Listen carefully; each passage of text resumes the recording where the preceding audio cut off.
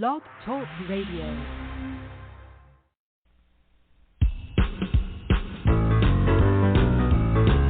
The Alan Alford Sports Talk Show. The Alan Alford Sports Talk Show. Your host is here for the show tonight to interview our special guest. Show highlight. The Alan Alford Sports Talk Show. The Alan Alford Sports Talk Show. Football, basketball, baseball, hockey, soccer, boxing, tennis, golf, and racing. The Alan Alford Sports Talk Show. The Alan Alford Sports Talk Show. Tune in for all the news and scores, reporting on the games and so much more. The Alan Alford Sports Talk Show. The Alan Alford Sports Talk Show. The Alan Alford Sports Talk Show. The Alan Alford Sports Talk Show.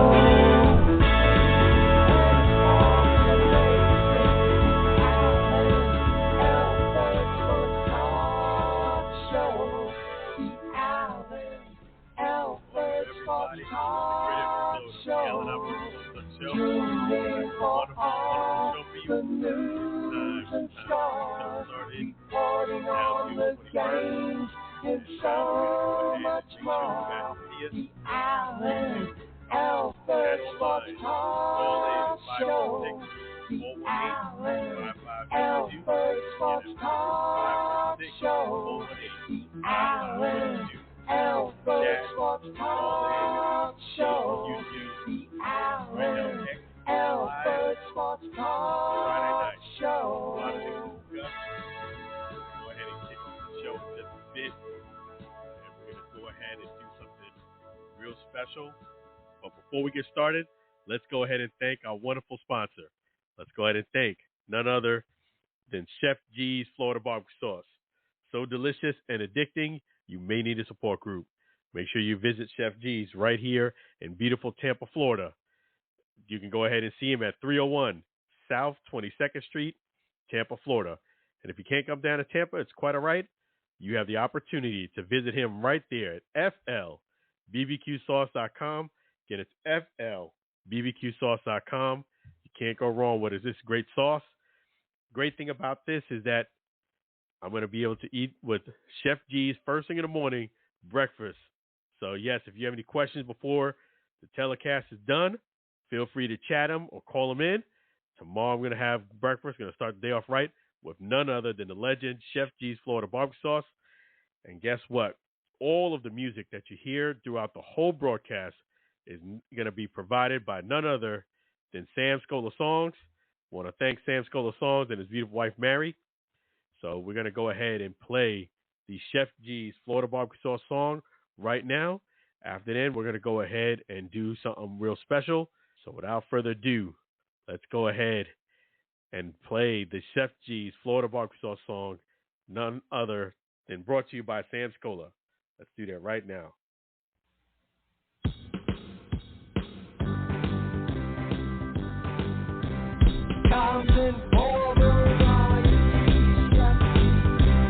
Compton for variety, Chef G's Florida Barbecue Sauce. Natural flavor, Chef G's Florida Barbecue Sauce. Florida Gold Honey Mustard on burgers and ribs. Tasty fusion on pork and sausage. Classic taste for chicken steak tips. A hot heat wave on meatballs and ham. It's a cookout treat. Chef G's Florida barbecue sauce. Serve on fish and vegetables. Chef G's Florida barbecue sauce. Chef G's Florida barbecue sauce. Chef G's Florida barbecue sauce.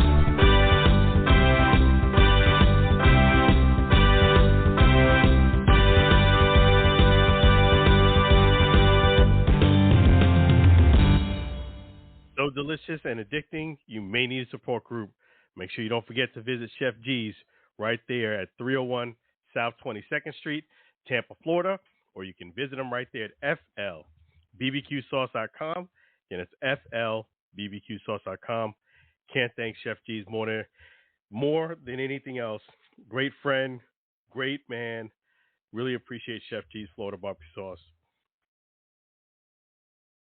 Yeah, so unfortunately, we start the show off with some really sad news, and that is, if you haven't heard already, the passing of the great Willie Mays, a true legend, icon in the state of baseball.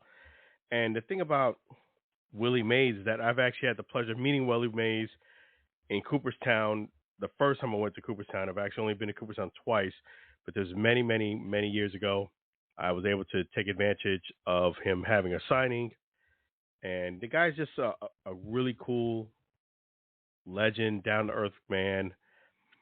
And he made the most of his opportunities.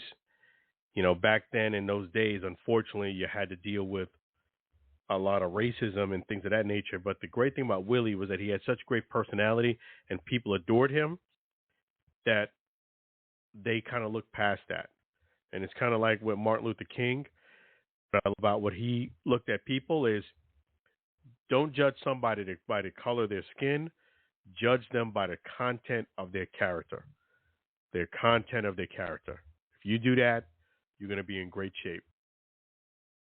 So we're going to go ahead and show a few pictures here of Willie Mays, known as the Say Hey Kid, number 24. And I had a chance to watch some of those highlights about him, the story. And I was like, man, I kind of wish I got a chance to see him play. Not just the highlights, but see him play on a daily basis. I mean, 660 home runs, over 3,000 hits, 23 years in the big leagues, multiple MVPs. And the thing about him is that he lost 2 years because he got drafted. So, you know, it's one of those things that he became the godfather of Barry Bonds, and Barry Bonds ended up surpassing him. And I kind of took an issue with that a bit because I don't know if without, let's just say, extracurricular activities, let's put it like that, I don't know if Barry gets to 660. So as much as he revered Willie Mays, he passed Willie Mays. And Willie Mays is further down the list because of it. So it kind of annoys me a bit, you know, that the guy that looked up to you and was your godfather, you kind of passed him on some not so level playing field. I'll just say it like that. And it's not that I'm hating or anything like that. It's just like, that's what it is. And Willie Mays, even in that situation, was classy and said, hey, go ahead and just, you know, go ahead and get this record. I'm chasing you. You know, I'm following you all over the place, you know, to Barry. Go ahead and get the record. Even in that situation, he still was a class act. So nothing but love for Willie Mays. The man will be missed. May he rest in peace. I'm going to get the callers' thoughts on Willie Mays too. But before we do that, we're going to honor Willie Mays with a moment of silence to the great Say Hey Kid, Willie Mays, number 24. Lived a wonderful life, made it to 93 years young. Not too many people get there. So rest in peace. And definitely he's going to be in that diamond in the sky. Well deserved. So we're going to do a moment of silence for Willie Mays.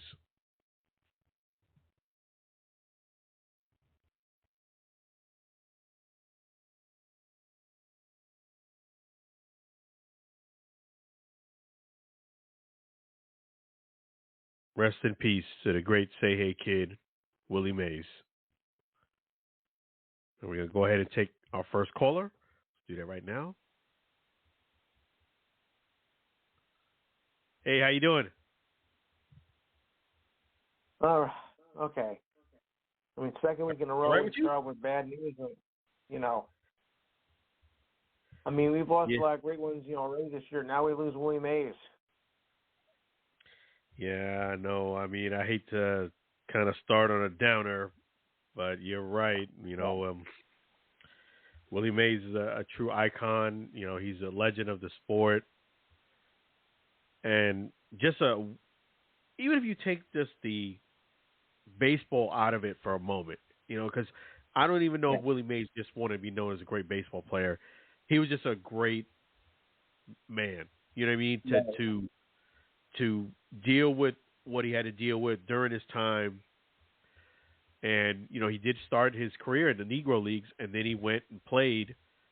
And because of his infectious personality, people gave him, not in all cases, of course, but for the most part, they treated him nicer, a whole lot nicer.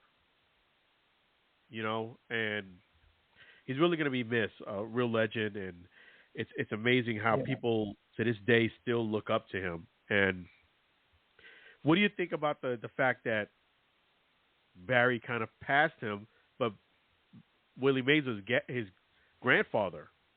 What do you think about that fact, that he actually passed him, but at the same time, Willie had a great attitude about it? Well, at least it shows that there's no hard feelings about that. Most people would be, like, oh, he broke my record, and whatnot. But, at least he was, was classy about it. So you have to give him credit for that.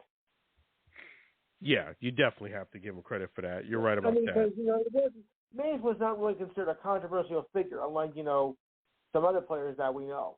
But, so based on that alone, and I think he'd be proud of his, I think he was proud of his godson, to be honest. I still don't know how he's his godson, or godfather, the case may be. Yeah, for those. Yeah. Yeah, and that's the great thing about Willie Mays, that he still was all class. He became his godson because Barry Bonds really admired, Willie Mays, and he always hung around him, and they got close. Okay. And that's how it all started. Because and Bobby Bonds, his dad, used to play, so that sometimes in life it's not who you know, it's not what you know, it's who you know. But because of the fact that Bobby Bonds played, and his son was hanging around the clubhouse a lot, he took a liking to Willie Mays, and it just started from there. I was just trying to figure out the connection the whole time. Now I know the connection. I never got to see him play or whatnot, but I read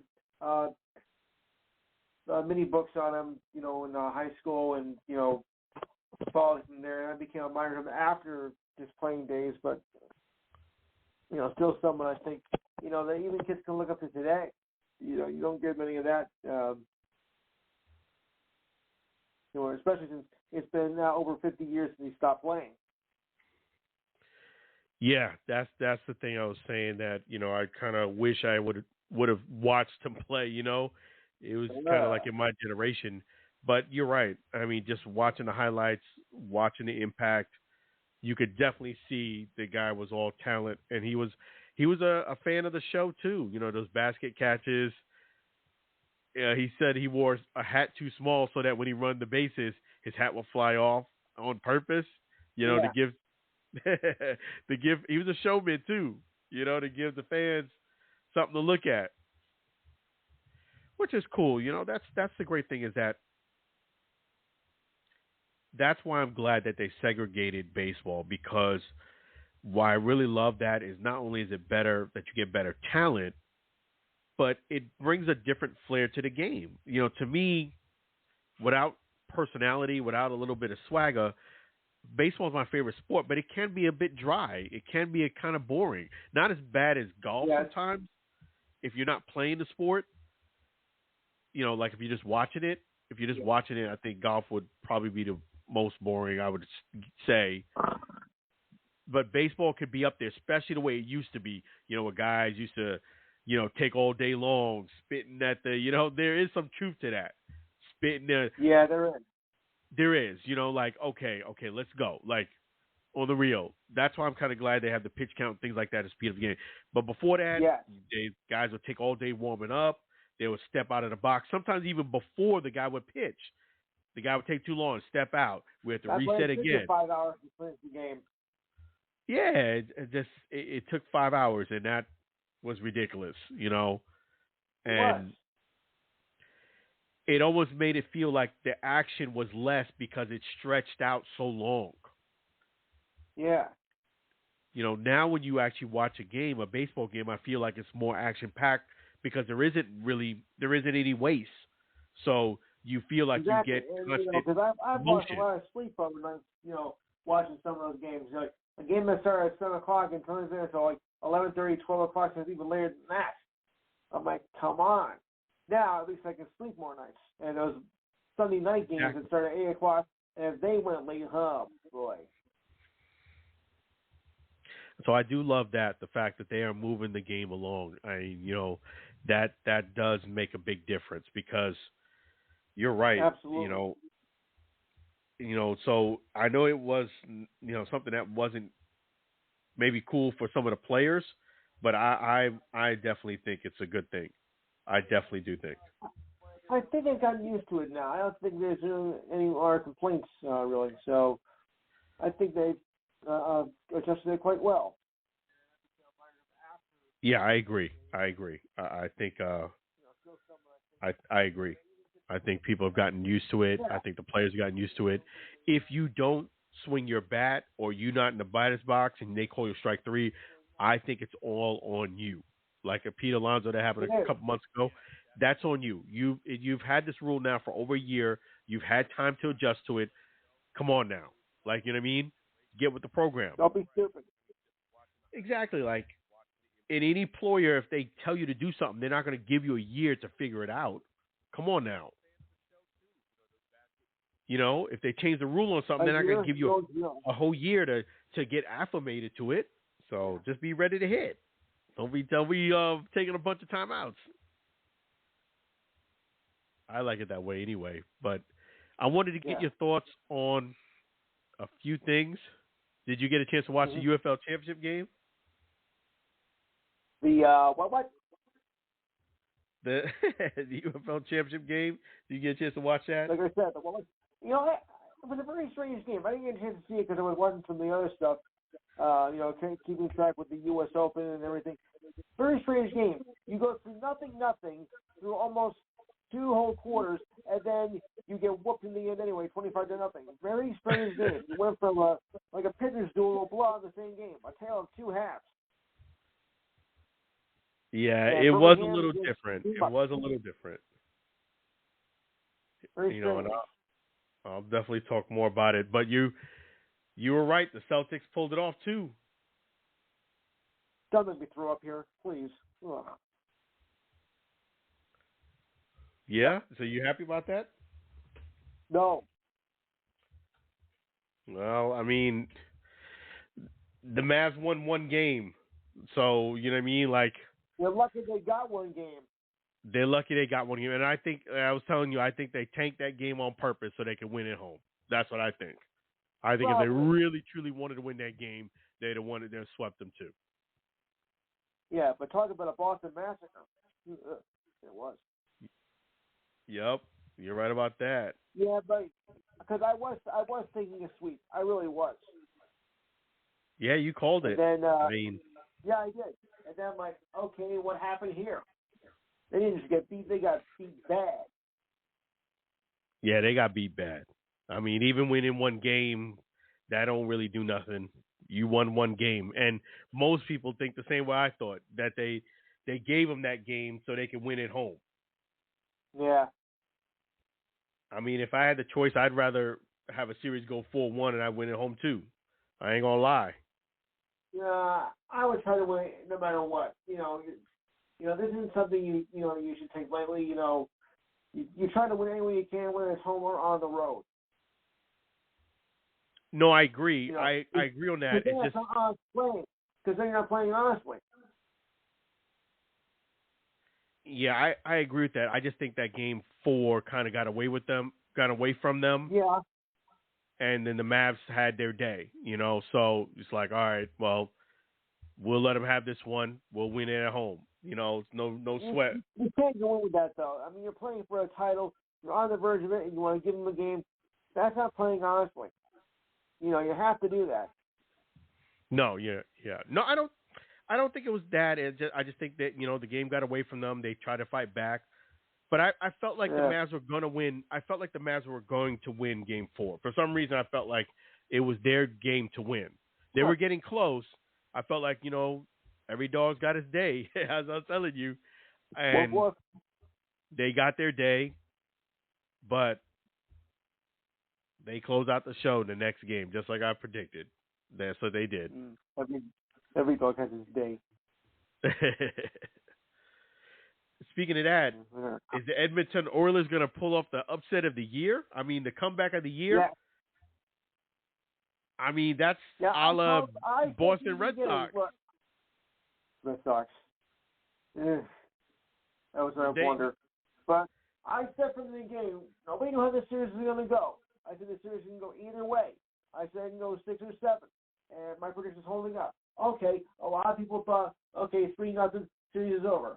I'm not so sure, especially how the Oilers came back in Game 3 and nearly tied it, came up with about a half a second to go, but Bobrovsky made a spectacular save, and I thought I saw some momentum coming from that.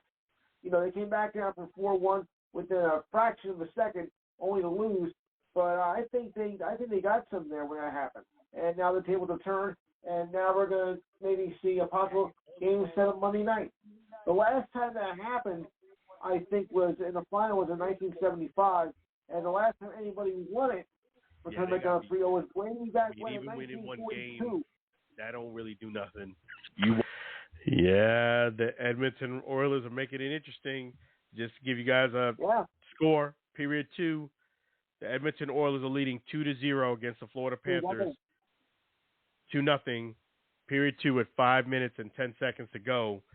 So they're making it interesting. I'll say it like that. I got to give them credit. They're making it very – and they scored a bunch of goals last game. So they're not going out without a fight. You got to give the Edmonton Oilers a lot of credit. Well, I don't know if the full – You got your two great weapons. You got your 2 great weapons on scoring on the Oilers right now. I know the Florida Panthers got to be shook right now. They got to be like, what the heck? Well, Draisaitl and Connor McDavid stepped up like I thought they would. Yeah, you're right. You're right. Still not over yet. 4 minutes in period 2, 4 minutes and 20 seconds. Still 2-0 Edmonton Oilers over the Florida Panthers. I'll keep you updated as the scores come in. But yeah, the Florida Panthers definitely are shaking their head as to what's going on. If they lose this game, I think the Edmonton Oilers pull it off. They come back and do something spectacular. It'll be the greatest collapse in 8 decades. Yeah. That's going to be a la Red Sox and Yankees. They going to bring that up again if it happens. You know that, right? You know I'm going to throw up in a minute. Hey, I had to say it, but that is until something changes, that is, to me, the biggest collapse in sports history, unless something changes. I hate to say it, and I'm a Yankees fan, and I hate to say it, but I got to call it the way it is. How do you want to be a Yankee fan of Florida?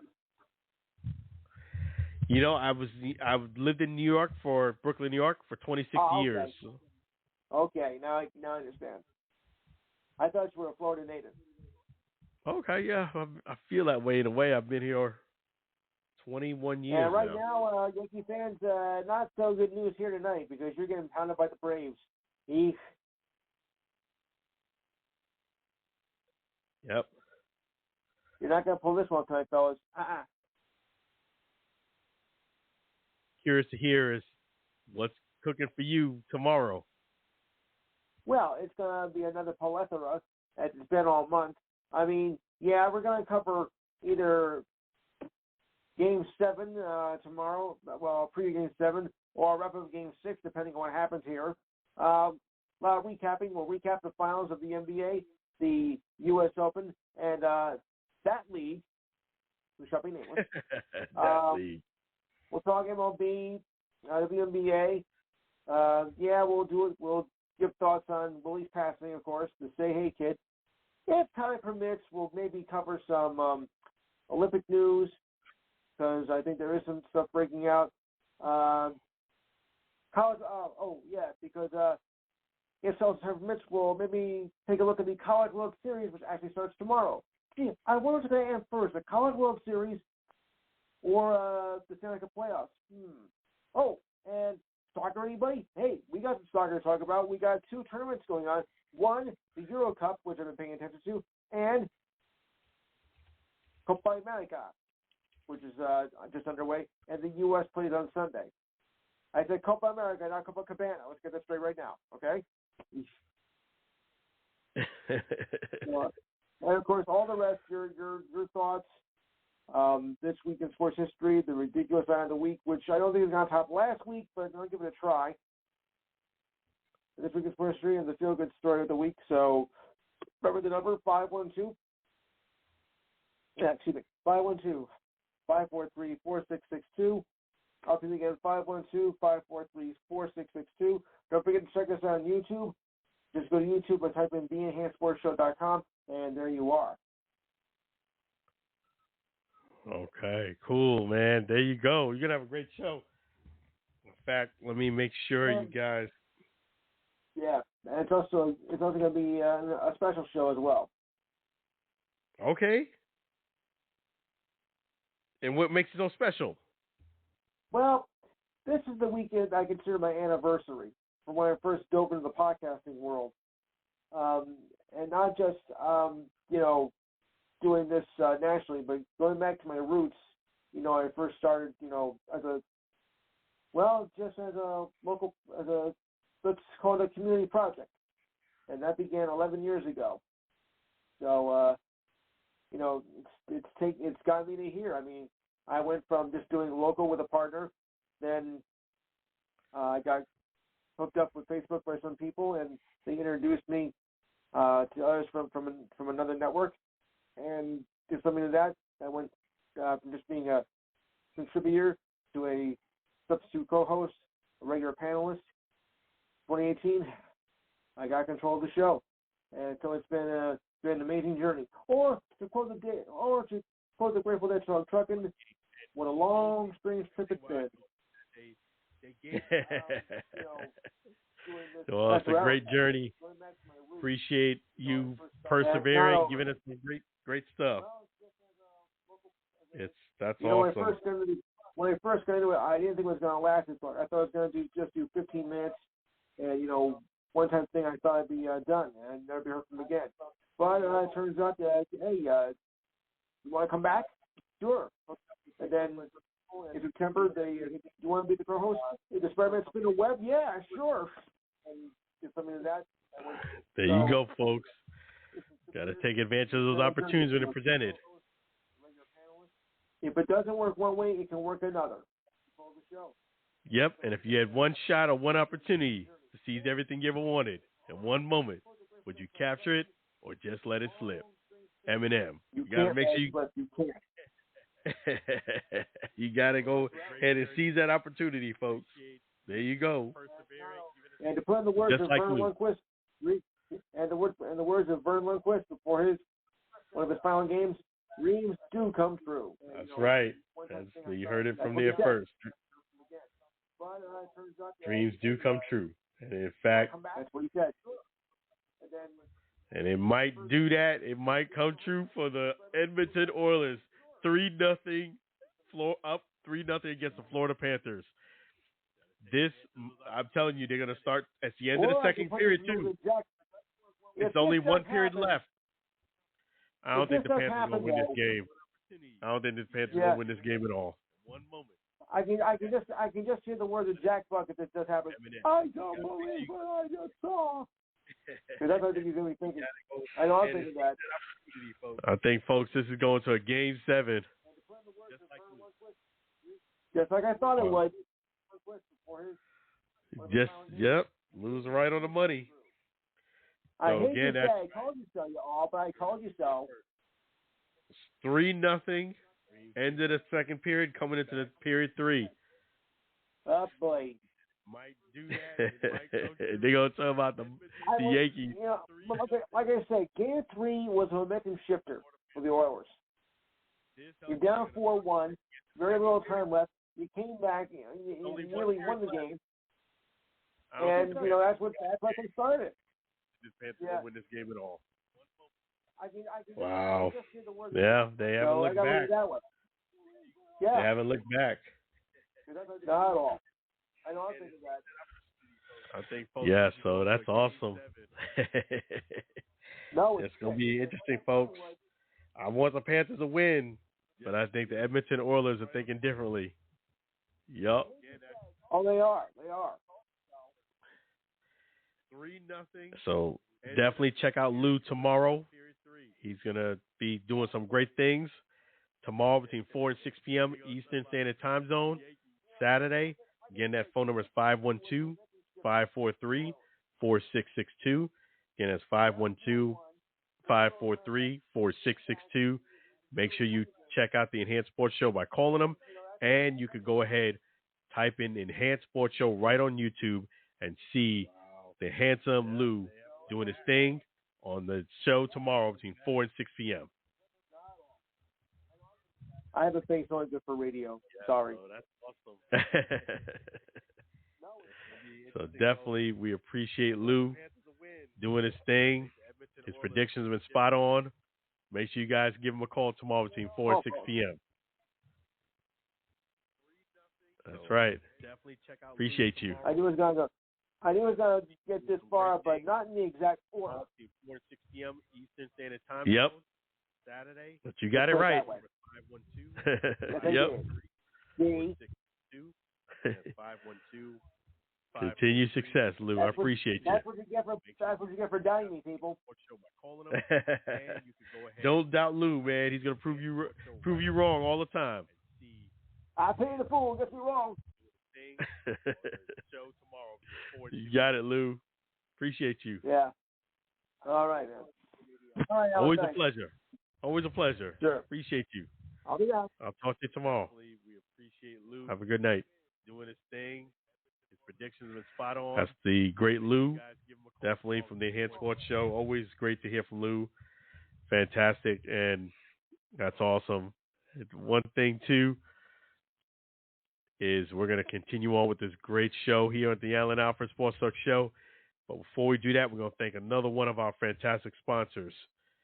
You know, the thing about the sponsor is they are eligible for service right there in Texas, and they're eligible for service right here in Florida. It's none other than CTC ME Mortgage, Kurt McCrae.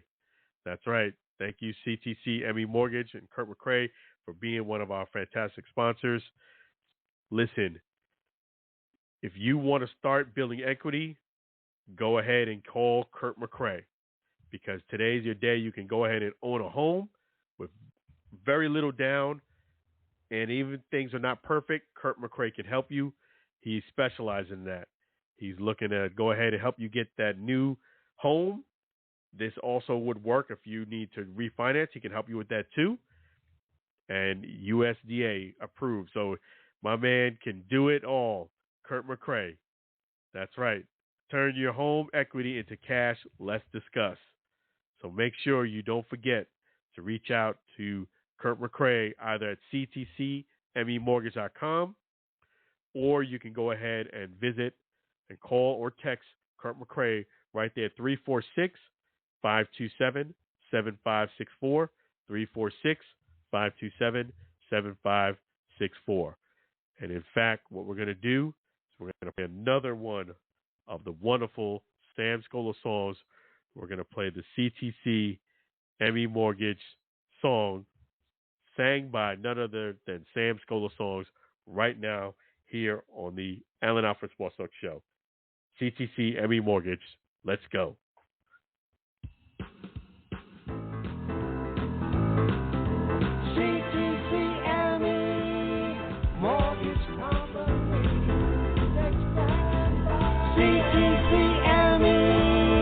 Mortgage company, they stand by their loyalty. CTCME Mortgage Company, you can trust their honesty. Make the call today. There's no extra fee.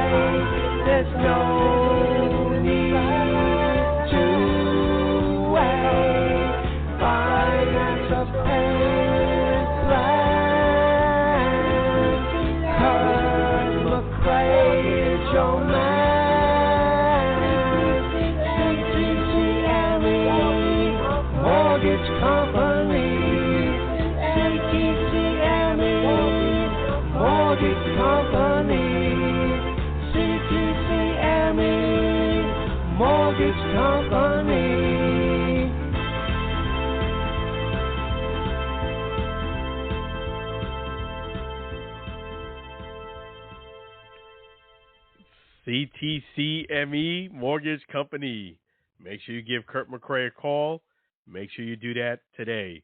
Give Kurt McCray a call right there at that phone number.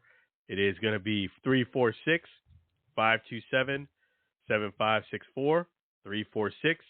346-527-7564. Available in Texas and Florida. CTCME Mortgage Company. All right. So that's awesome. So thank you so much, CTCME Mortgage. So we're going to continue on with a wonderful show. Again, that phone number for you to call in, 516-418-5572, 516-418-5572. And you call us in.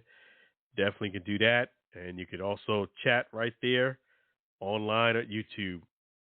And the nice thing about this great show is that I get a chance to talk about a cool interview that happened with Reggie Jackson. For those who haven't seen it, this was during the Birmingham game Thursday night. It's the first time they played baseball there in, decades. And Reggie Jackson, he kept it 100. I would say he kept it 1,000. He shared his experience about playing there in Birmingham, how it was not a great experience for him. He had to deal with racism. He had to deal with bigotry. And if it wasn't for his teammates and managers who were white, who did have his back, he said he wouldn't have made it. And it's really, really powerful. That's the great thing as me being a person who interviews a lot of people. That's what you want. You want real talk. You want someone who talks to you and gives you the real story, tell you what really is going on, what really happened, not just say things that you want to hear. You want somebody to be real with you and authentic. Props to, Reggie Jackson for a lot, sharing his story, but to withstand some of the things that he shared. People cannot hate on somebody when they explained their experience. He was telling you the story of what happened. He wasn't really sharing much of his opinion, just recanting what happened.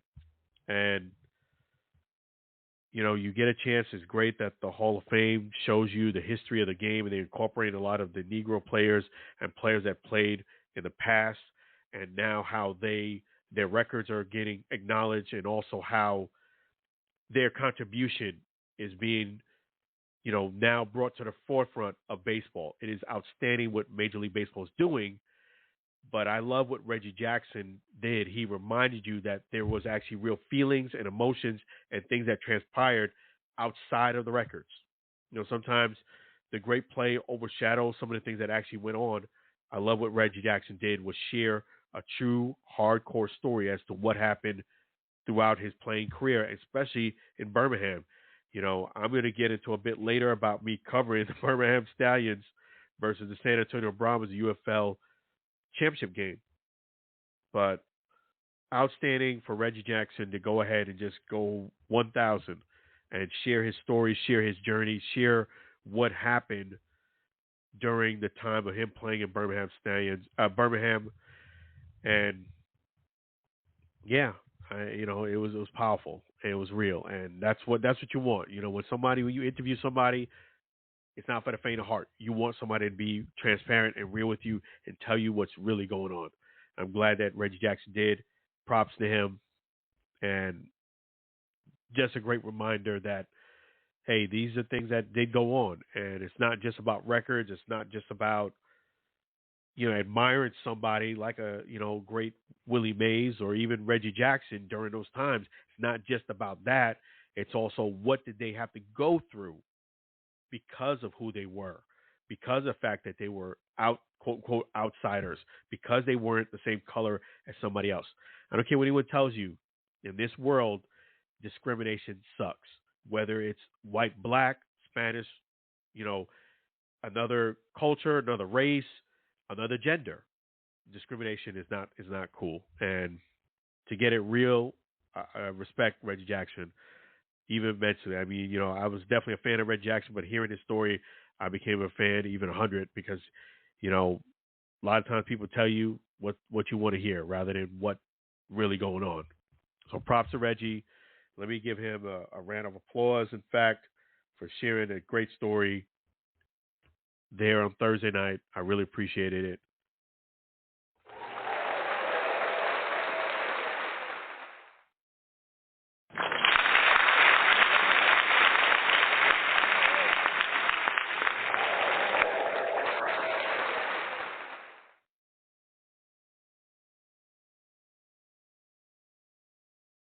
Just make sure I'm not on mute. And let me just go ahead and switch gears and talk about the UFL Championship game. I'm going to dig into that. I'm going to talk quite a bit about that. That was an incredible experience. To come out to St. Louis. I've never been to St. Louis, Missouri. Go out there and cover the game.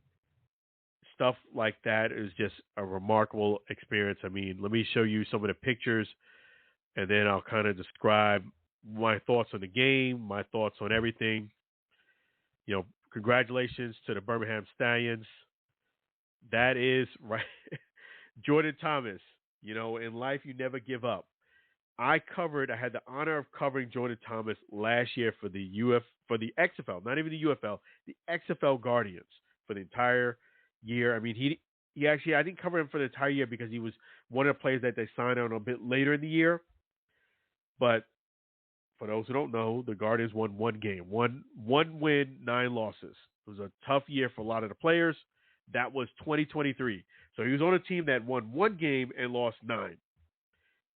Fast forward 1 year later, he's getting sized for a ring. So I had to take a picture of him to let you guys understand that, hey, you might be real close to your breakthrough. You might be real close to a real blessing. Don't give up. Last year, I repeat, his team won 1 game and lost 9. This year, they won 9 games and won 1, and now he's going to get sized for a ring. That is phenomenal. Outstanding achievement. Great story. Props to the UFL. That's just one sample of the tech. They took me to a room. I got a chance to, how I knew Kurt Warner was there. was I was in the control room. I was able to press a button to go from one angle to the next. And guess what? I pressed that button and I saw Kurt Warner on the field. I was in the suite. Kurt Warner was on the field, and he was standing with his wife. It was just outstanding tech. I got a chance to play with some of the equipment they have, so you could actually listen into the mic and get a chance to play with some of the camera, the speeds. Phenomenal. The drones they had there for guys to take pictures. They had the trophy in there. That was fantastic. This is a picture here of the players, and that's right before the game's about to start. This is a picture here of the UFL dancers. Remember when I told you guys, hey, come on down. Somebody was trying to diss me because of Mike. Well, they just literally turned on the music right before I started doing that little clip. The girls are on the field practicing, doing their thing. You know what? I will say this much. If you did not go to this game, you missed out. Because, yes, it wasn't the game that most people intended. The way, it was low scoring, and then it ended up being 25-0. But you got to support the UFL, man. You got to support. It had 1.589 million viewers, the most watched game since the year 2000 for the XFL. It is very encouraging for what is happening with the UFL. I'm excited about it. The reason why I'm excited is because I see the vision. I see what's happening. I see this league growing. Tom Brady was in the house. I was able to get a picture with Tom Brady. And to make a long story short, it was awesome that I got that picture with Tom Brady. And I was able to experience some cool things. Let me just say this real quick. Me and another one of my media guys got mistaken to being Tom Brady's bodyguards, believe it or not, because we were wearing suits and we had credentials. There was this guy who had no shirt on and he had jean underalls on. Definitely looked like a guy from the South. We just say it like that. But he was like 6'2". He had a pretty good build. So again, he had no shirt on, blue overalls, and he was luckily right next to the suite that Tom was in. So he saw Tom. So we were standing by the door, and we got a chance to meet the actual Tom Brady bodyguard. The Tom Brady bodyguard really enjoyed my company. He was from Brooklyn, New York, just like me. And he enjoyed my friend's company, Terry, who was covering the media too. He didn't want us to leave for two reasons. Number one, I think he really enjoyed our company. And number two, the guy with no shirt on and overalls, I think, was kind of freaking him out a bit because he did say, this guy's kind of weird. I want you guys to kind of hang out with me because when Tom does leave and go to another place, I want you to walk with us because this dude is kind of making me feel uncomfortable. And the guy left for a few moments. He comes back and he goes, I know you guys are Tom Brady's, bodyguards, but can I at least shake his hand? And he left, and like I said, he said it twice, so he definitely thought I was Tom Brady's bodyguard. Again, because I was wearing a suit. So was my partner who helped me, do the media, Terry, my friend, and so was the guy who was actually appointed to watch Tom Brady's bodyguard. So I couldn't believe that. So when Tom went from one suite to the next, I said to myself, man, I may never get a chance to get a picture with Tom. Better opportunity than this. Let me at least go back in there and try to see if I get it. And sure enough, I did. Believe it or not, that same media room that I was in that they showed the tech, if I would have stayed in that room for another 20 minutes, 15, 20 minutes, Tom would have came in the room with me because Tom got the same crash course that I got. So, and he got it after me, about 20 minutes after me. So basically, if I'd have stayed in that room another 20 minutes, Tom would have came in the room with me. But it worked out. I got the picture. I was very happy about that. And you know what? This year, these are the players, these are the people that came by to support the UFL, NFL Hall of Famers. Kurt Warner, Tom Brady, Deion Sanders, Troy Aikman, and that was just in this year alone, and that's just phenomenal. That congrats to all the guys, props to all of them for coming through supporting the UFL. You are going to get a chance to see more of Tom Brady this, coming up season 2025. The reason being because Fox is one of the sponsors of the UFL. Tom Brady is an employer now of the UFL. He's going to be starting his broadcasting career. He did a little thing in the booth during the game. He was on the stage. And there was a report I read today that, Tom feels if he's not ready. The advice I could give to Tom is you can research things in life. You can do all the research, check things out. But in life, a lot of times, experience is the greatest educator. Go out there and do your thing. If you don't get it perfect, you'll learn as you go. There's no such thing as you getting ready to be imperfect. There's no such thing as you getting to be imperfect, knowing everything, and then going out there. It usually doesn't work out this way. When it comes with the media, comes with doing stuff like that, broadcasting, you just got to go with the flow, learn as you go, learn from your mistakes. Kind of like being on a football field. You might know all the X and O's, but the experience is totally different. You got to go out there and just take it one day at a time, see how it goes. You'll be fine. You got a 10-year career, a 10-year contract with them. You got plenty of practice. Just go out there. You're going to get this. You got it. So that's my friendly advice to the GOAT from the report I saw about him saying he was not sure if he's ready yet. But the game was, let me give you my thoughts on the game. Okay, let me break this down. Let me just make sure I get all these questions here for you. Did the best team win? You know what? I will say it like this. When Garbers was running to get the first down, and he stepped out of bounds before getting the first down, the very first time he did it twice. Let me give you my thoughts, my honest assessment. When he stepped out of bounds and he did not get the first down, it was not a good sign for the Brahmas. And the reason why I felt that way, because, look, in order for you to beat the Stallions, a team that's on paper a better team than you, you needed to make sure you execute and look at this game as winner take all. Let me give everything I can on this field to win this game against a team that can beat me and is on paper should beat me. You had to come in a la Luis Perez like he did last year. I didn't feel as if Garbers had that. To me, when he stepped out, even early, that was a sign that he was making business decisions. It is said that he's got a great opportunity for the NFL. It was clear that he was thinking about that opportunity and was not trying to hurt himself. It was clear.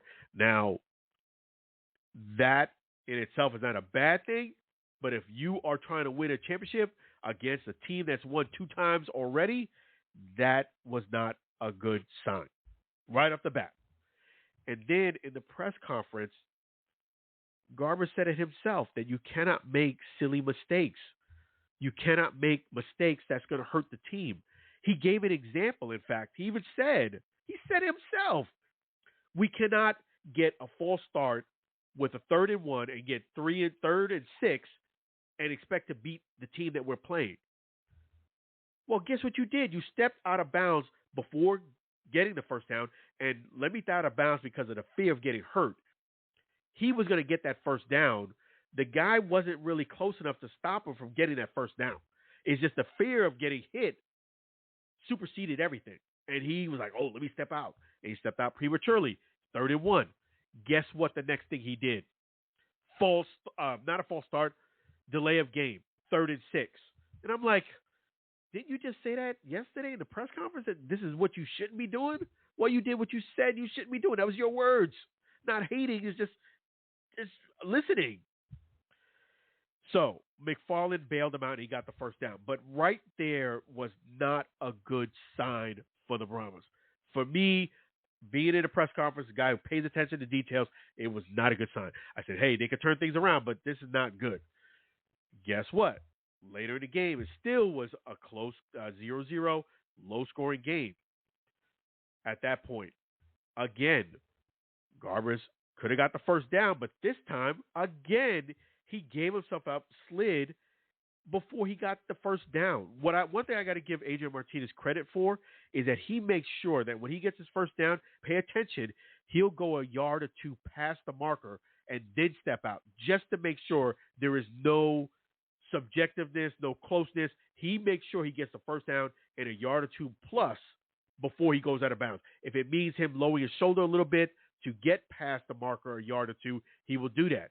He doesn't leave any chance on that. When you slide, they stop your yardage right where you are. So it's not like in baseball where you can slide 2 or 3 yards and that counts towards your slide or what have you. No, they cut it off as soon as you start. In fact, I think sometimes when you slide, they kind of give you the worst of the spot, so to speak. He was short, afraid of getting hit, and again, he was not going to get hit really because the guys weren't that close to him. But the fear of getting hit superseded everything, and he stopped short. They didn't even get the first down this time. Last time they got bailed out by McFarland. This time it did not happen. They had turnover and downs. Those type of mistakes kill opportunities for you to win a championship, especially, like I said, against a team that won twice, and especially like a team that's better than you on paper. Again, not mentioning names, but a certain receiver dropped a pass that was actually not an easy catch, but a catchable ball with their level of talent. 2 fumbles. One of those fumbles got picked up by the other team. These things compounded, and I felt the game was over when the Stallions went to 22 points. I felt like it was officially over then.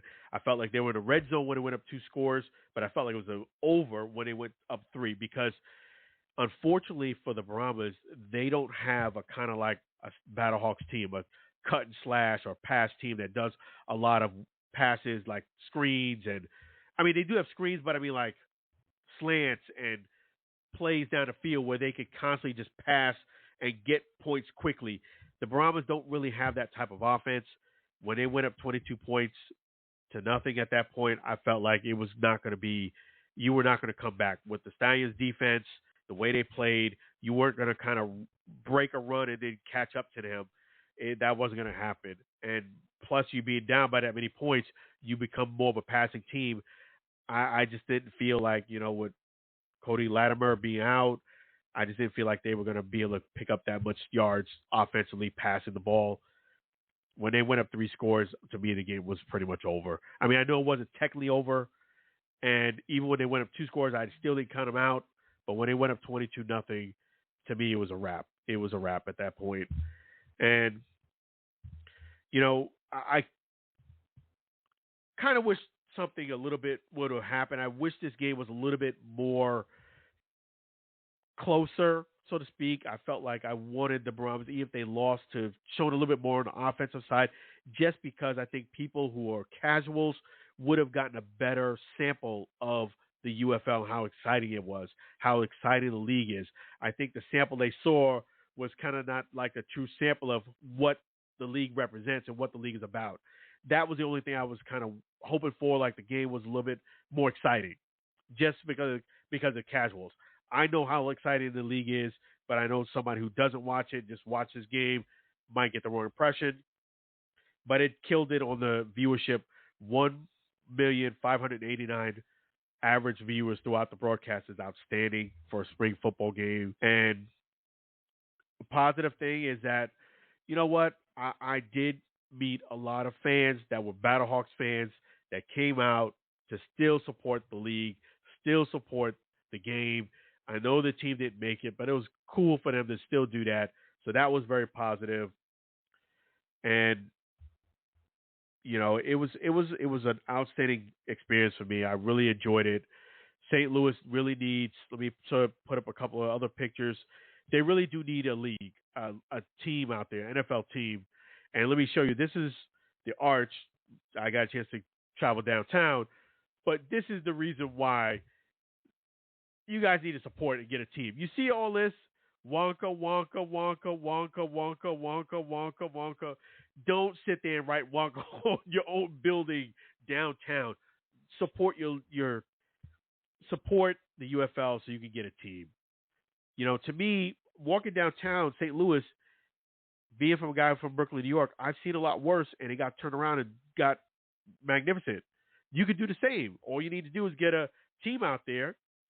Then once you get a team, you can get a couple of businesses come out there, and boom, you can start building it back up, clean it up. All you got to do is just, you'll be surprised what some paint and some pressure washing will do. Paint and pressure washing.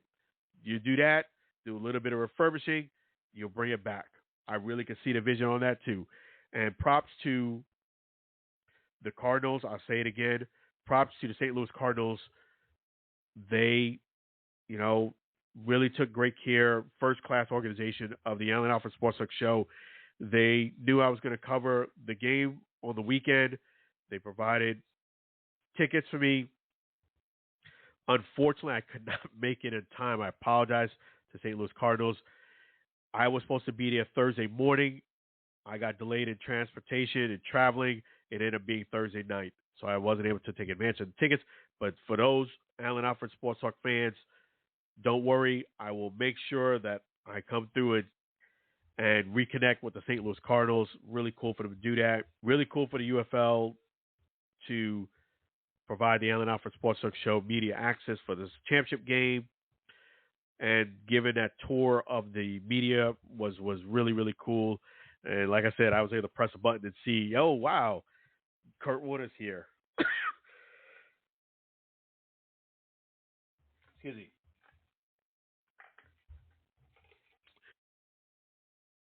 That's how I knew Kurt Warner was here. So I was like, press a button, went from one camera angle, press another button. I saw the camera angle of Kurt Warner on the field with his wife. So props to UFL, props to the tech that they're doing. Props to Scott. He's the person who gave that, gave that behind the scenes, kind of like the mics that they use, the headset of the video cam, the video equipment. So it was awesome. The UFL is fantastic. If you don't know anything about the UFL, you need to get connected to the league, follow the league, and guess what? Let me show you this right here. So for those who want to be a part of the league, do not say the Allen Alfred Sports Talk Show did not let you know. I'm letting you know right now they have showcases starting in July, late July, right where I was at, St. Louis, Washington, D.C., Atlanta, Houston, Orlando, and San Diego. More than likely, I'm going to cover the one that's right here in Orlando. I did it last year for the XFL, so I don't see anything else changing. I'm going to be there. Expect to see me there in Orlando covering the showcase. Make sure you make a note of these dates. You'll see them a lot.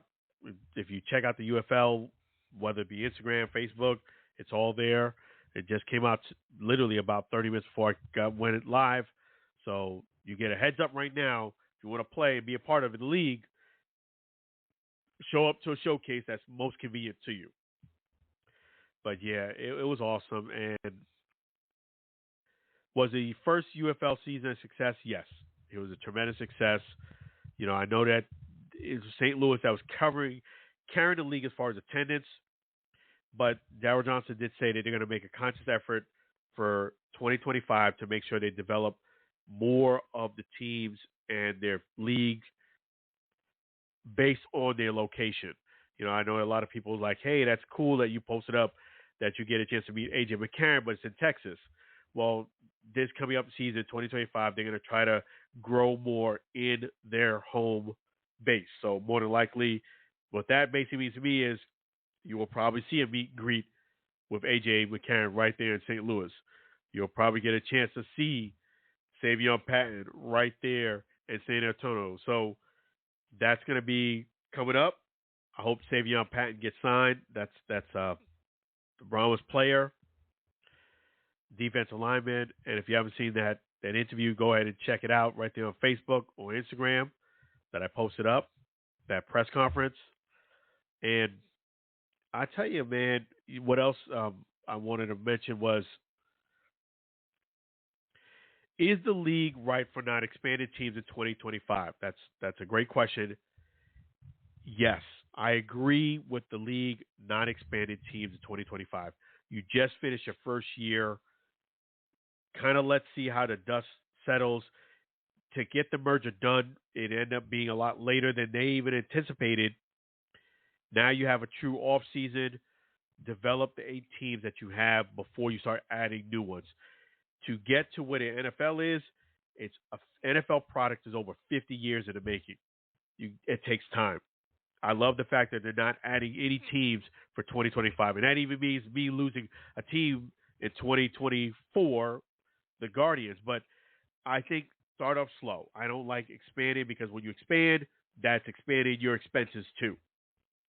Keep the teams you have. I'm actually very happy that they're not adding new teams for next year. They're going to keep what they have. So I think that's a very smart thing. I'm glad to actually see that. And yeah, so I make sure I got all the questions answered. How was the attendance and viewership? Attendance in the field was 27,000. Very good. The viewership at home was 1.596, which is outstanding for the UFL. And I did want to make sure I answer this question. What went wrong for the Brahmas?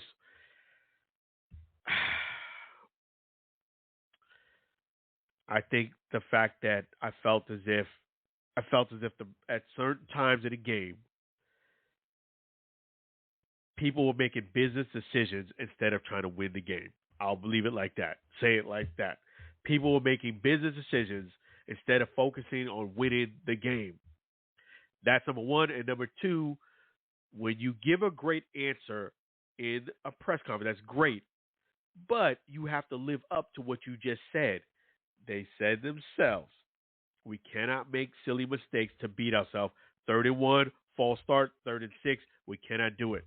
31, delay of game, 3rd and 6. You did. Yes, McFarland bailed you out, but let's look at what you did after that fact. Again, you bailed out too early. You did not make the first down. And this time it did cost you because you didn't get the first down and you had a turnover of downs. And again, what happened also? A couple of fumbles. Again, you was able to save one. You gave one. A tough catch. Did not catch the ball.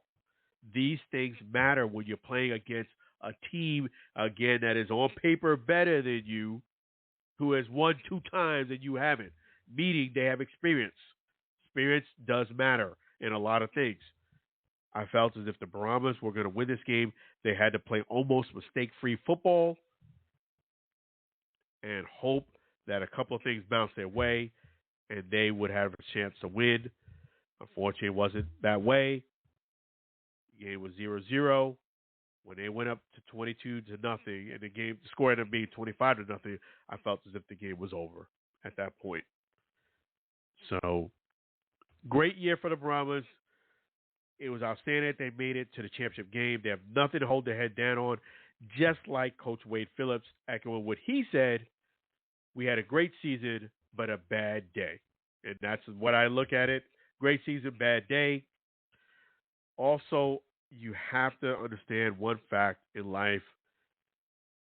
You got to be where your feet's at. You cannot be in your job or workplace thinking about your vacation next week, because chances are you're not going to do your job quite as good if you're sitting there just daydreaming about the vacation next week. Be where your feet's at. So, will the Florida Panthers win the Stanley Cup tonight, or will the Edmonton Oilers have a comeback for the ages? I'm thinking more of the latter. The Edmonton Oilers are going to have a comeback for the ages. Definitely the Florida Panthers are not going to win the Stanley Cup tonight. It's going to go to a Game 7. And I think the pressure's all on the Florida Panthers. I really do. I think it's all on theirs. Let me give you guys an update on the score. 3-1 Edmonton Oilers, period 3 with 8 minutes, 30 seconds to go. So the Florida Panthers trying to make this into a game. They did get a goal. It's not over yet. But I'm not sure about the winning it tonight. We'll see. I hope I'm wrong, but we will see. Having said that, that's going to be like a la, Yankees, a la Red Sox. So we'll see if they pull it off. And I'm going to discuss the Celtics, the finals, LeBron James unfollowing Kendrick Perkins, and a lot more. But before we do that, let's go ahead and thank another one of our fantastic sponsors. Hey, guess what, folks? I had to travel from Tampa, Florida to St. Louis, Missouri to watch the championship game. Guess what? If you need help with traveling, you need help, guess what? Pushpin Adventures, they can help you. If you need a destination wedding, group weddings, this is cruise for this Thanksgiving, guess what? Pushpin Adventures can help you. That's right. I want to thank our great sponsors, Pushpin Adventures, for definitely helping out the show, being a great sponsor. PushpinAdventures.com/virgin. And I'm telling you, if you want to go ahead and take advantage of a beautiful vacation, Pushpin Adventures can help you. You can be there on the water or there in the desert. There in Dubai, international travel, destination weddings, cruises, whether it be just you and a significant other, just yourself, or groups, Pushpin Adventures can help you. That's right. Give Monique a call there, and she can go ahead and hook you up. Phone number is 626-838-1006, 626-838-1006. And guess what? We have another great song. This is by Sam Scola, the Pushpin Adventure song. Make sure you guys go ahead and check out Pushpin Adventures. We're going to play the Sam Scola Pushpin Adventure song right now. Definitely give them a call.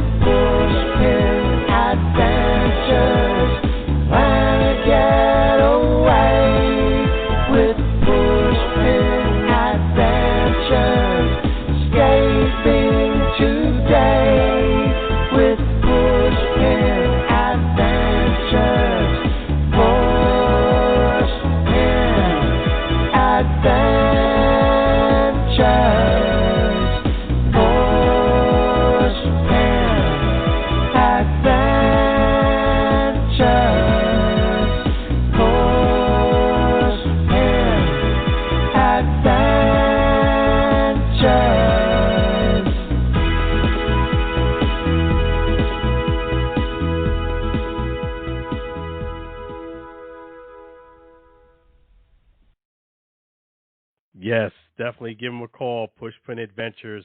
Really appreciate them being a show sponsor. Thank you so much, Pushpin Adventures.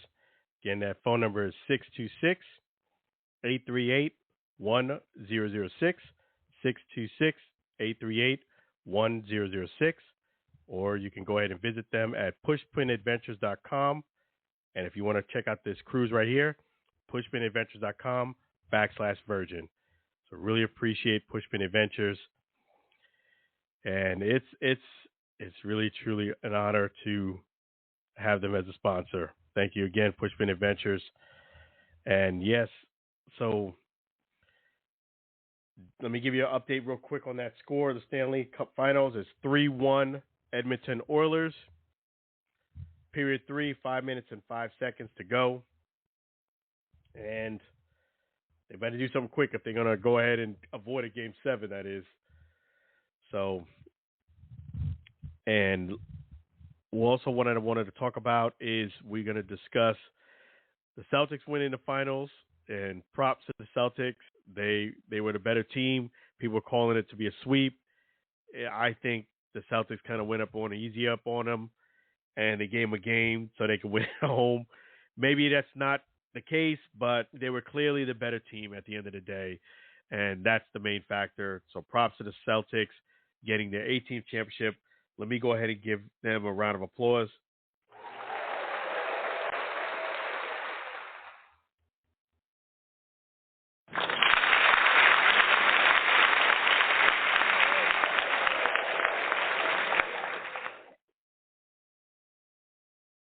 That's outstanding that they was able to do that and get number 18. They called it, and they were just overmatched Dallas, and it was just clearly the better team, which is surprising because they were from the East. But you know what?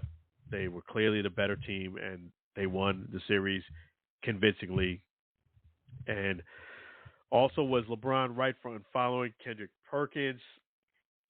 You know what? It's one of those situations where I feel that each one of them should have called the other person before LeBron did what he did. I feel like LeBron could have called Kendrick and said, "Hey, man, why are you dissing me so hard?"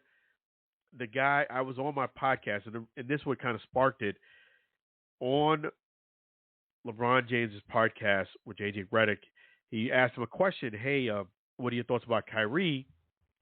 And he said, man, I'm happy for Kyrie. Basically, I'm paraphrasing. I'm happy for Kyrie, the fact that he's getting his championship. I mean, he's in the finals, I should say, and he's competing at the high level. He's matured. But at the same token, I'm kind of mad because he used to be my running mate, and he's no longer my running mate. And we won a championship together, and things didn't kind of work itself out where we kind of had to part ways.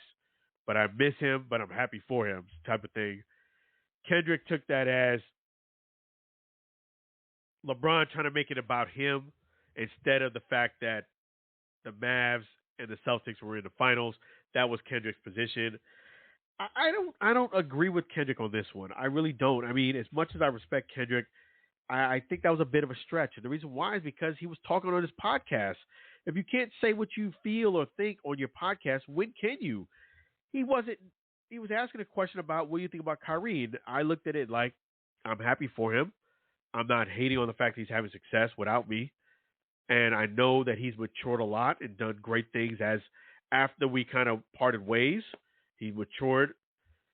And I'm happy for him. But at the same token, I'm kind of mad because the fact that could have been if we were still together and we would have worked things out. If the process of getting more mature happened while we were together, maybe LeBron gets another championship or two. So he's happy for him, but he's also mad because he's not his teammate anymore. So I didn't look at it as LeBron hating, number one, and I definitely didn't look at it, this situation, like LeBron was trying to take shine. Yes, LeBron does have that reputation of trying to, especially during the finals, I'm not going to lie, making a splash, kind of like quote or doing something during the finals to bring attention to him outside of the game that's happening, especially when he's not in the finals. I don't know if it's coincidence, but it just seems like he'll make an appearance or definitely like a quote or say something kind of risque to get himself in the spotlight right as the finals. I did not look at it this way at all. I felt like he was just answering a question on a podcast, being truthful, being honest. I didn't think he was making it about him at all because he was saying, man, I wish he was on my team. I wish he was a stablemate because what could have been. I think this is what happened with Kyrie and LeBron. I think they were really cool, But I do think more on this side, Kyrie needed to grow up a bit. I think Kyrie, at that point in his life, was not at the level maturity-wise as LeBron was. And that's just not a knock on him, but sometimes people mature later. Sometimes people don't mature at all. But I think it took a process of material of maturation and maybe a time away from LeBron for Kyrie to develop and kind of get more mature. So I definitely think if they played together, things would be a lot different right now. But back then, I can understand why things didn't work out. I felt like, if anything, more Kyrie immaturity, to use a better word, hurt their position a lot. And that's just what it is. Sometimes, you reflect and say, you know what, a guy was really a great player, but we just couldn't see eye to eye, and unfortunately, that's the way it was. I didn't look at this situation as much as I know people love to throw shade on LeBron and stuff and say he likes to insert himself, which he does have that reputation, and sometimes it is warranted and true. I didn't feel that way in this case. He was talking to this podcast. The guy asked him a question, and he said, "Man, I'm happy for him, but I wish he was still on my team." That to me doesn't qualify as LeBron trying to make it all about him. LeBron has done a lot more things that are more out there to make it more about him during the finals when he's not in the finals. I didn't think that way it is at this case at all. So I agree with LeBron in the way he felt like, hey, this guy just taking shots at me for no reason, no warranted reason, because I wasn't trying to do that. There's nothing worse than somebody assuming or thinking you were doing something for personal gain when you weren't. And I didn't think that way in this case for LeBron. I'll be the first one to tell you, yeah, he's trying to do his thing again, but I didn't think this way. And I think that LeBron should have maybe called Kendrick, but I also feel as if Kendrick should have maybe called LeBron, hey, when you were talking about LeBron, when you talking about the Kyrie thing, were you just saying he was trying to be a teammate, or were you just trying to select a spur, just to clarify? And I'm sure LeBron would have said, no, I was just telling how I feel. And it just coincidentally, he's in the finals. It wasn't me trying to take away his thunder. And it wasn't. It wasn't. I didn't look at it that way at all. So I think with Kendrick Perkins, this is what I would take away from this. When you work in the media and you're kind of bashing people, and I looked at quite a few quotes leading before this, it does get a bit irritating. And yes, maybe you should have called LeBron, and maybe LeBron should have called you. Neither one of you did what you thought the other person was supposed to do. Hence, you got unfollowed. And that's unfortunate, but that's what happens when one person helps you do something and you don't do it. The other person feels the exact same way. Guess what? You get two guys that are just being disgruntled who want the same thing, but nobody's willing to do what they hope the other person does. And that's what happens. You get unfollowed. I do like Kendrick's response that not everybody followed Jesus. He was not insinuating that he is Jesus, but unfortunately that is true. Not everybody did follow Jesus. That is a fact. So I did like Kendrick's response on that. Made it a bit lighthearted about it. But I could tell Kendrick was hurt by it. He was caught off guard by it. But hey, man, if you keep dissing somebody in the media, unfortunately, guys are sensitive nowadays. I hate to say it like that. They're not built like they were when Reggie Jackson played. Like he was talking about that in that interview. They're not built like that nowadays. It's a lot different world we're living in. So hopefully the two of them can shake hands and it'll be, water beneath the bridge. And, that's what people do nowadays. They just unfollow you. They'll call you. They just unfollow you. That's what they do. So, and what we're going to do now, switch gears, talk about boxing news, including Ryan Garcia's suspension. Man, this is what I think. I really think Ryan Garcia, as much as he is blockbuster, let's say, the guy knows how to work that social media. The guy knows how to insert himself in controversy. He knows how to make a splash. And then when you get Ryan, who does do what he does, he can be electric, like what he did against Devin Haney. However, with the good comes the bad, and the bad with Ryan Garcia is that he has no credibility, and you can't believe a word that kind of comes out of his mouth. He lies a lot. This is what happens when people get caught up and they care too much about what other people think, number one. And number two, this is what happens when people are living their life through social media. Meaning, they want to do things in press and look cool on social media to get clicks, to get comments. That stuff can take a life of its own and make you into a person you're not. You can't care and just do things just to get media attention. Meaning, I'm going to retire and crying, then the next day we hear that you're getting suspended for a year. Okay? There's a difference between you retiring and thinking that the sport is not for you anymore, and then we hear the next day that you're being suspended for a year because you officially got caught using PEDs. I really do think and hope that Ryan Garcia gets a friend, a mentor, some professional help, somebody to kind of curb his sensationalism for caring about what people think all the time. Stop living your life through social media. He'll do a bet with Errol Spence, $1 million bet just because you want to show off, so to speak. Like, come on, man. Like, it's too much. So you said that you didn't use PEDs. You had one of your friends in the background do a little video that you didn't use PEDs. But now we found out that you were lying the whole time and you were on PEDs. Having said that,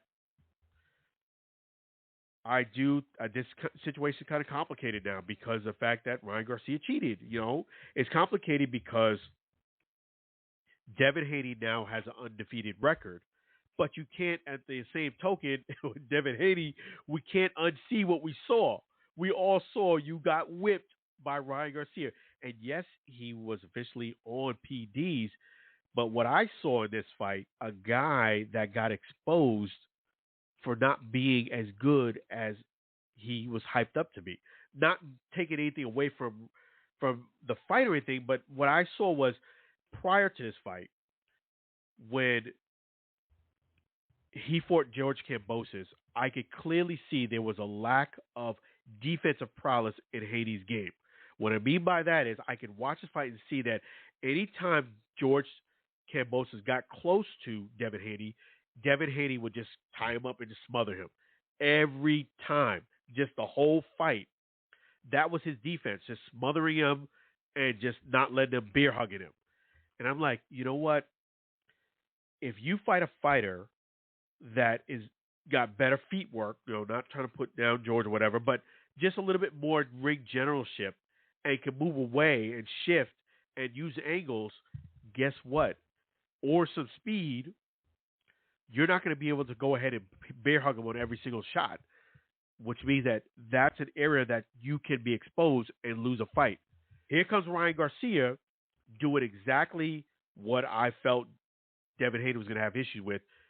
That's with speed and somebody who has a little bit more ring generalship to move or shift, which I felt Ryan did have. He's not great at it, but he did have a better level than George Kambosos.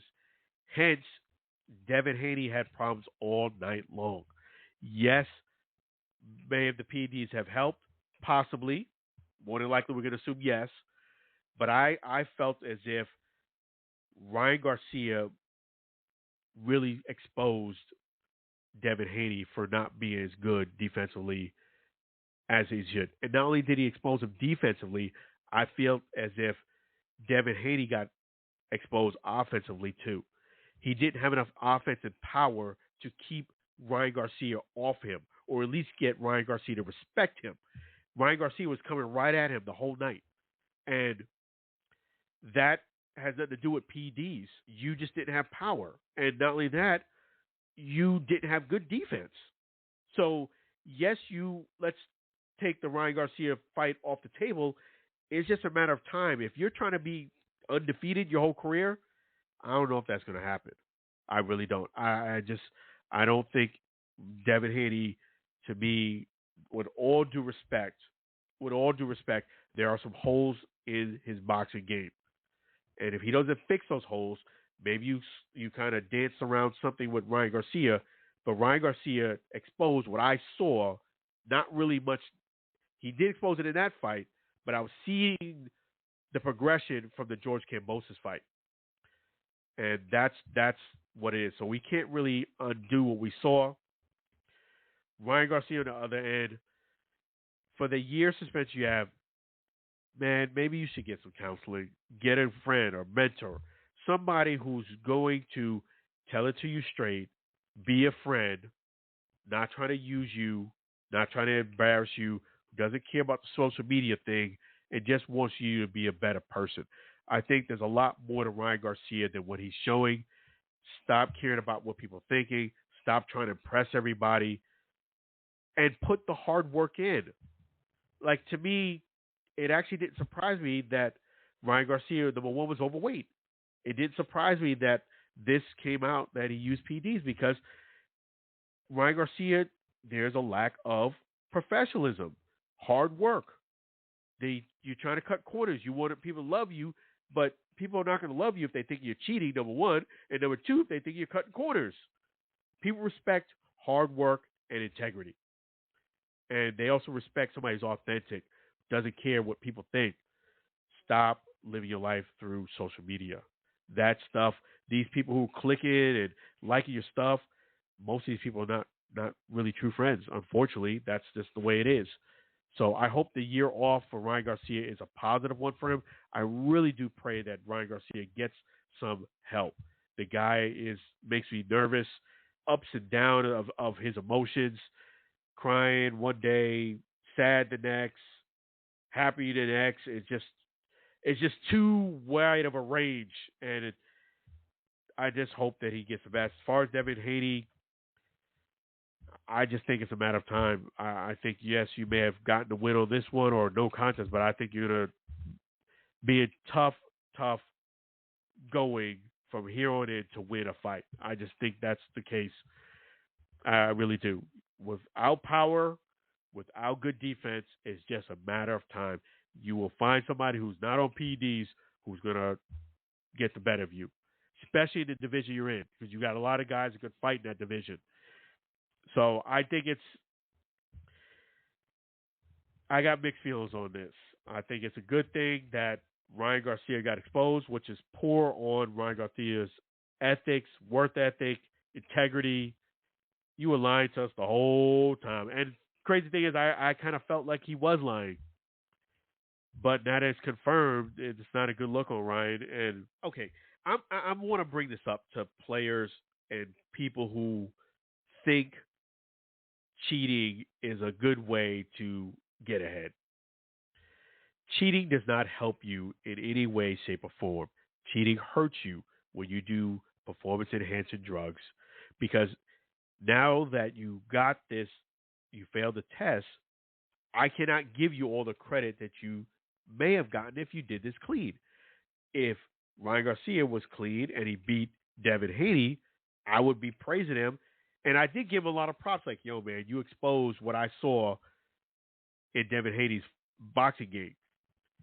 But I can't give you the full credit now because you did on PDs. Like, okay, you might have won this fight if you did it clean.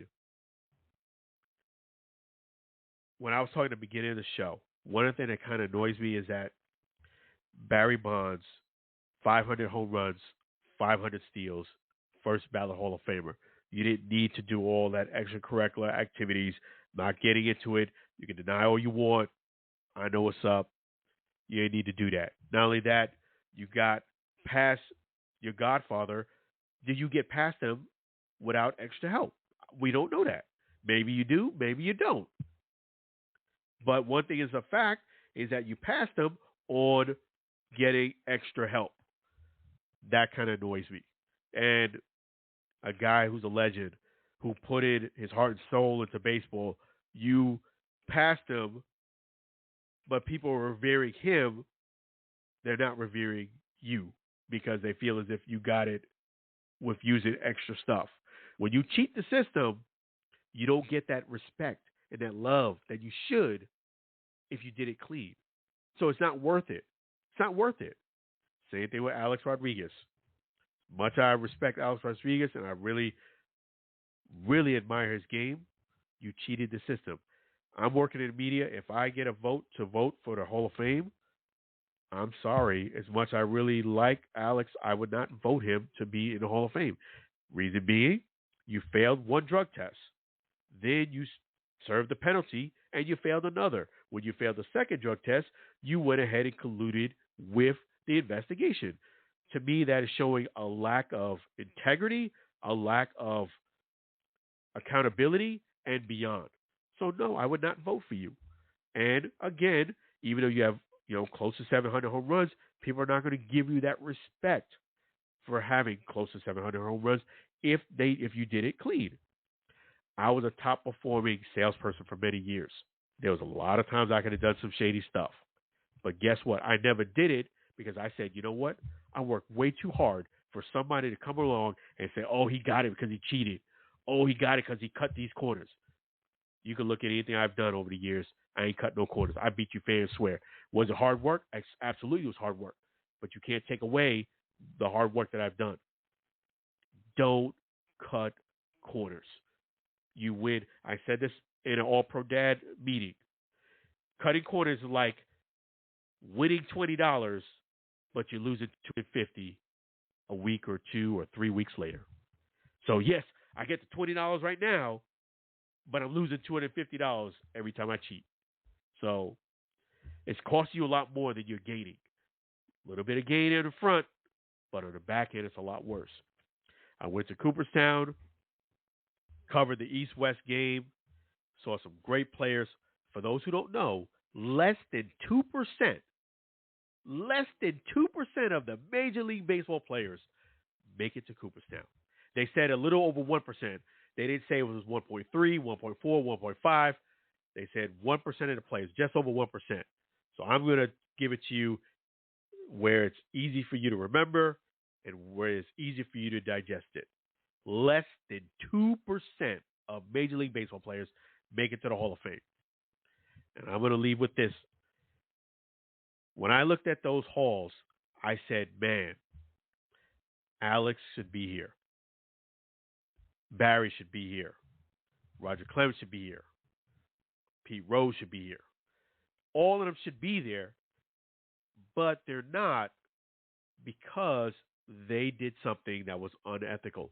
When you do walk into Cooperstown, the first thing it says right on the wall before you even get to see exhibits, one of the voting characters is character.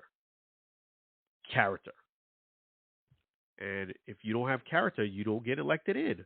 So I feel bad for them, but also I'm like, yo, you made some bad choices and you did stuff that you shouldn't have done to keep your rep and keep your record and have yourself a plaque. Is not good enough for you to be in the Hall of Fame?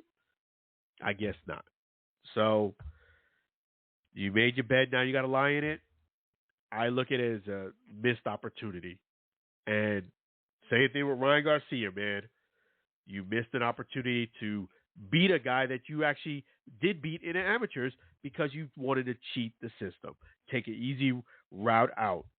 Over ambition directed in the wrong way. It's not worth it, folks. Do things the right way. Keep your reputation. Go ahead and run the straight and narrow, and you will see that you will end up being a lot better than cheating the system. Do that in life.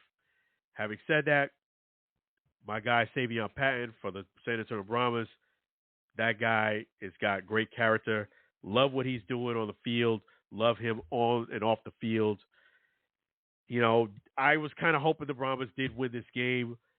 I really was. But I had a feeling that the Stallions was going to win because throughout leading into this game, everything pointed to the Stallions probably winning this game. But it was a great to see this UFL Championship game right there in St. Louis. Support the UFL. And more importantly, guys, make sure you do things the right way. Do not cheat the system. It's not worth it. Use my example. It's like winning $20 to lose $250. That's what you're doing. That's why I look at integrity. every time you cheat. Oh man, I got $20. I got $20. It's adding up to $20. So you might have $100 right up top, but guess what? You just lost $1,000 in reality, and sometimes even more than that.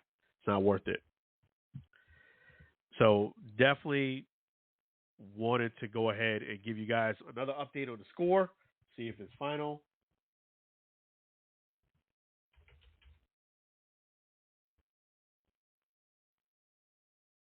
Might as well. Yeah, it is final. Oh, man. I don't know, folks, about the Florida Panthers.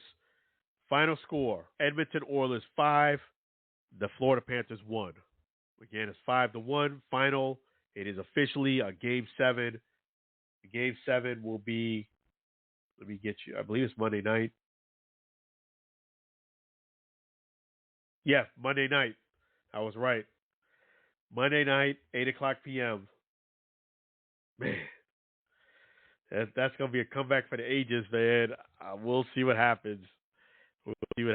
But, yes, it is officially going to be a Game 7 on the Stanley Cup Finals. Edmonton Oilers against the Florida Panthers. I'll let you guys see what's up. That's Monday night.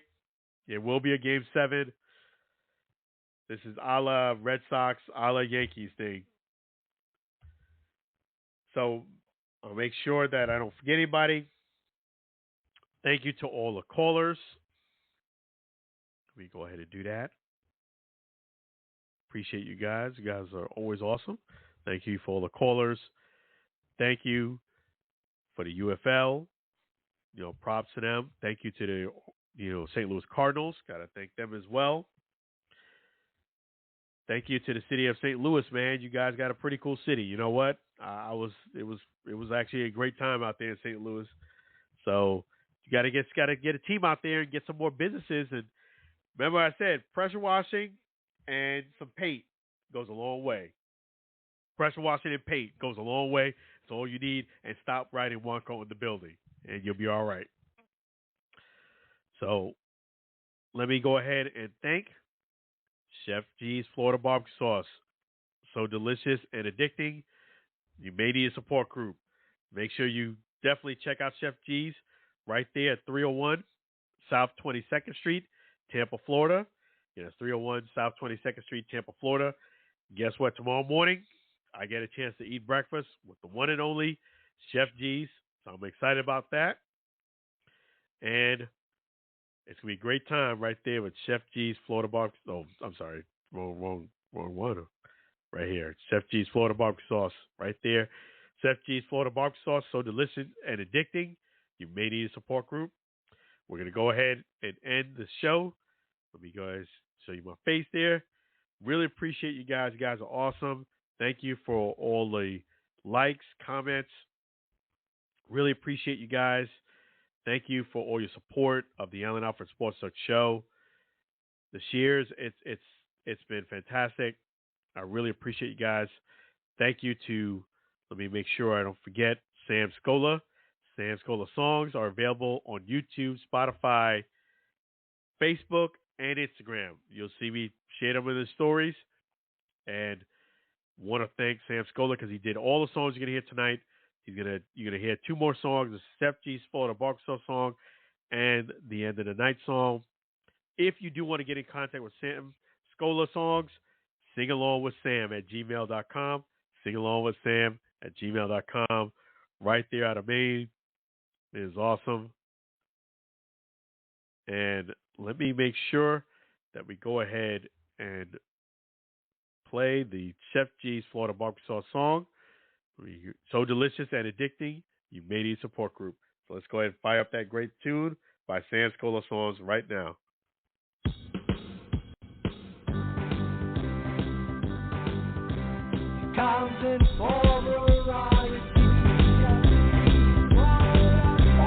Counting for variety, Chef G's Florida Barbecue Sauce.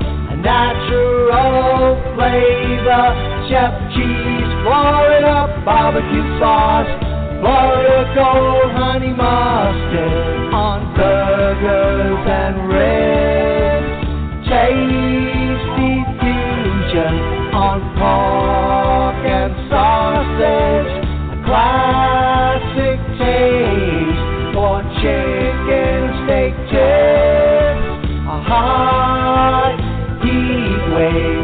meatballs and ham. It's a cookout treat. Chef G's Florida barbecue sauce. Serve on fish and vegetables. Chef G's Florida barbecue sauce.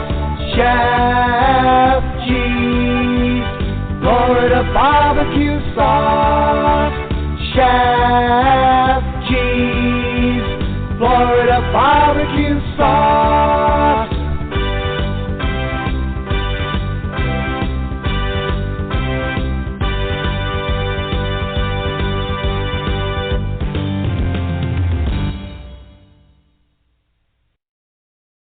Delicious and addicting, you may need support group. So make sure you get that great Chef G's Florida barbecue sauce right there at 301 South 22nd Street, Tampa, Florida.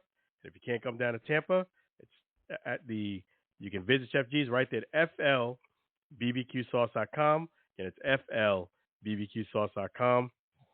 Really appreciate all of our sponsors, Chef G's Florida barbecue sauce, CTC ME Mortgage, as well as Pushpin Adventures. And definitely appreciate you guys too. You guys are awesome. So let me go ahead and make sure. Thank all of our sponsors there. Thank you, CTC ME Mortgage. Thank you, Pushpin Adventures. And thank you, Chef G's Florida barbecue sauce. Appreciate all you guys. You guys are awesome. And appreciate you guys for watching another great episode of the Allen Alfred Sports Talk Show. Thank you for all the callers that called in. Appreciate you guys. Thank you for all the support. Doesn't go unnoticed. So you guys are fantastic. Be blessed. Be well. And as I mentioned during the show, don't lose $20 to lose $250. Don't cut corners. Don't cheat any system. Go ahead and get it through hard work. You can do it. Believe in yourself. Have trust. Have faith. Learn as you go. Yep. And you'll be all right. Till we meet again. Take care, be well, be blessed, and have a great weekend. I'll see you guys again.